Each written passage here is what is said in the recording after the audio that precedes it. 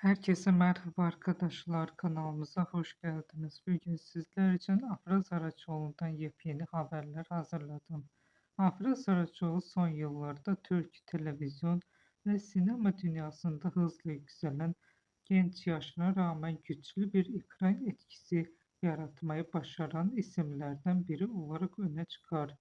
1997 yılında Balıkesir'de doğan oyuncu kariyerine 2016 yılında adım atarak kısa sürede geniş bir izleyici kitlesine ulaşmayı başardı. Onu farklı kılan en önemli özellik enerjik ve doğal oyunculuğunu derinlikli bir duyguyla birleştirmesidir.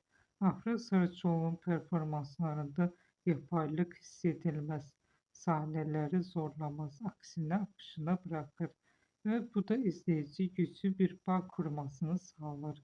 Özellikle Fazilet Hanım ve Kızları ve Yalı Çapkını gibi projelerdeki rolleri onun geniş kitleler tarafından tanınmasını sağladı.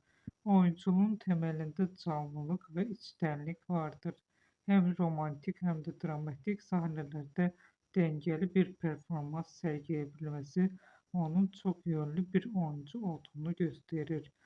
Küçük mimiklerle büyük duygular aktarabilmesi izleyicinin karakterle empati kurmasını kolaylaştırır.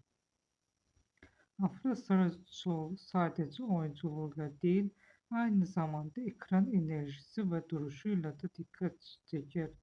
Genç yaşına rağmen disiplinli kariyer yaklaşımı onu kısa sürede sektörün öne çıkan kimliklerinden biri haline getirmiştir. Onu izlemek çoğu zaman sadece bir karakteri takip etmek değil, karakterin duygusal yolculuğunu hissetmek gibi bir deneyim sunar.